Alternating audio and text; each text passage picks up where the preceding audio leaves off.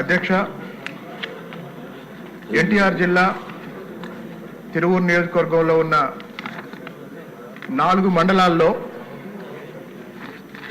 గంపలగూడెం, ఏకొండూరు ఈ 2 మండలాలని కలిపే వినగడప కట్టలేరు వంతెన ఒక 6 సంవత్సరాల క్రితం కూలిపోవడం జరిగింది. అధ్యక్ష, ఈ వినగడప కట్టలేరు వంతెన దాదాపు 1,20,000 మంది 1,30,000 మందికి కనెక్టివిటీ పాయింట్ అయితే తెలంగాణ నుంచి ఆంధ్రప్రదేశ్ కూడా ఇదొక ప్రధానమైన రహదారి.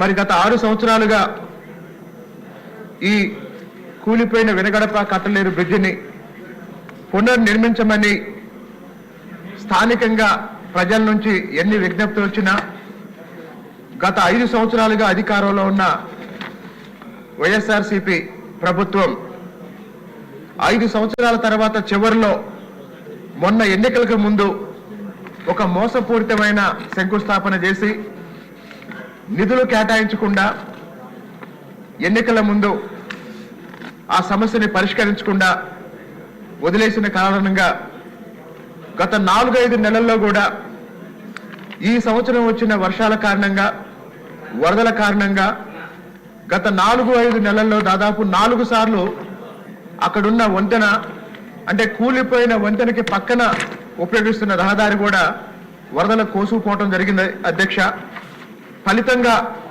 2 మండలాలకు సంబంధించిన సాధారణ ప్రజలు, విద్యార్థులు, వ్యాపారులు, ఉద్యోగస్తులు తీవ్రమైన ఇబ్బందులకు గురవుతున్న సందర్భంలో దయచేసి మన ప్రభుత్వం ఈ కట్టలేరు వినగడప కట్టలేరు వంతెన నిర్మాణం కోసం అవసరమైన నమూనాల్ని ఫైనలైజ్ చేసి టెండర్లు పిలిచి రాబోయే 2-3 నెలల్లో నిర్మాణం ప్రారంభించినట్లయితే వచ్చే విద్యా